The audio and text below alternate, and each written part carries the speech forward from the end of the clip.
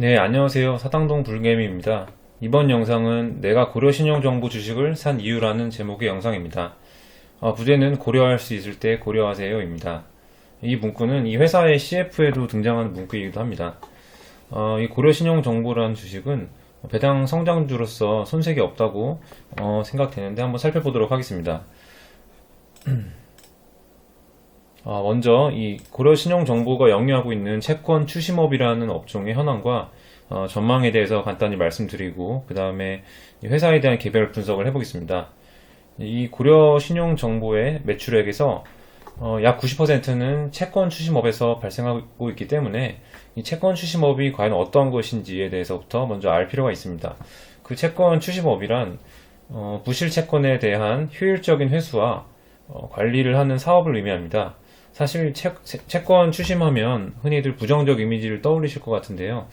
다른 측면에서 본다면 이 채권자의 유동성을 확보해주고 채무자의 신용 회복을 촉진시켜주는 순기능이 존재한다고도 볼 수가 있을 것 같습니다.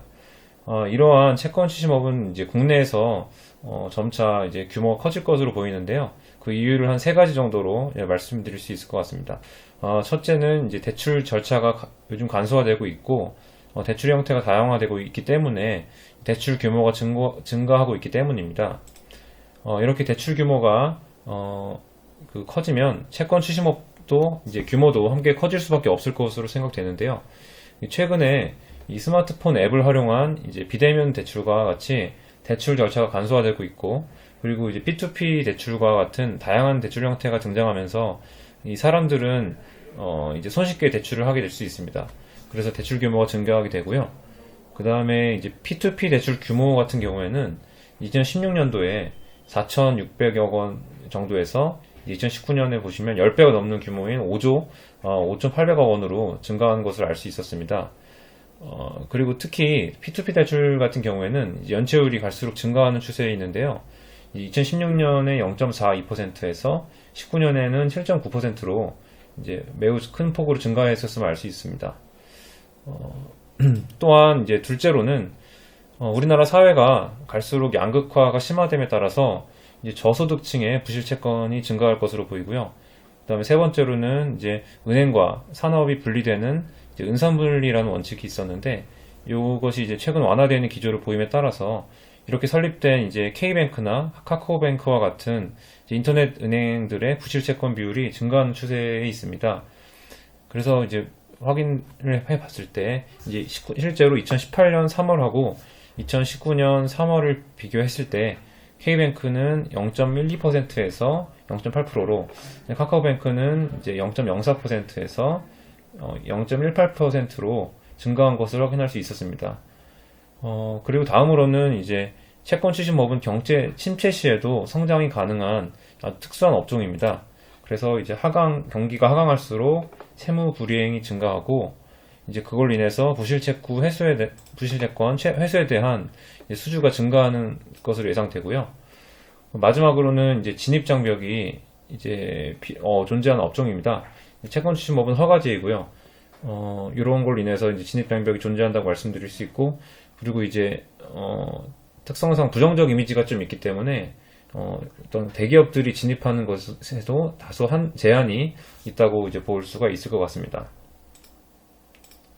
네, 이제 그 다음에 이렇게는 이제 채권 추심업을 좀 살펴봤는데요.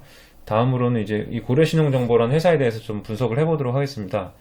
이제 매출업과 영업이익은 최근 3년간 꾸준히 상승하는 모습을 확인할 수 있습니다. 이렇게 좀 재무 구조가 탄탄하다고 말씀드릴 수 있을 것 같고요. 부채 비율은 100% 내외로 나타났고 이제 펀은 10배 내외로 이제 좀 양호한 모습을 보이고 있습니다. 다만 이 외국인 지분율은 약 2%로 낮은 수준인데요. 이것은 내수 사업만으로 구성된 어떤 사업의 한계가 반영된 결과가 아닐까 싶습니다. 하지만 앞서 살펴본 바와 같이 이렇게 시장이 확장이 가능할 것으로 전망되기 때문에 외국인 지분이 낮은 부분은 그렇게 핸디캡으로 작용하지는 않을 것 같습니다. 그 다음에 또 하나 눈여겨볼 점은 배당 수익률이 약 5% 내외로 이제 보이고 있는데요. 이런 것도 이제 배당 성장주로 이제 좀 장점으로 작용을 할 것으로 보이고요. 그 다음에 이제 다음 현금 흐름 같은 경우에는 영업 현금 흐름이 플러스고 투자 현금 흐름이 마이너스, 재무 현금 흐름이 마이너스를 이상적인 구조로 보이고 있는데, 간단히 여기 대해서 말씀을 드리면 영업 활동을 통해서 번 돈을 설비 투자와 같은 투자 활동에 쓰고, 그다음 여기서 또 부족한 돈은 추가로 차입하는 의미라고 할 수 있겠습니다. 그래서 이런 이상적인 현금 흐름 구조를 보이고 있고요. 그 다음 주가 추세를 보시면 이제 미국의 나스닥 지수를 보는 것과 같은 어떤 꾸준한 우상향 그래프를 그리고 있어서 이제 안정적이라고 볼 수가 있겠습니다. 그리고 이제 시장 점유율 같은 경우에는 이제 약 15%로 역기 1위를 기록하고 있습니다. 네, 이렇게 이제 채권 추심업이라는 업종하고 고려 신용정보에 대해서 간단히 살펴봤습니다. 네, 다음 영상에서는 이제 또 좋은 정보를 통해서 여러분들께 좀 말씀을 드리도록 하겠습니다. 짧지만 긴 영상 시청해 주셔서 감사합니다.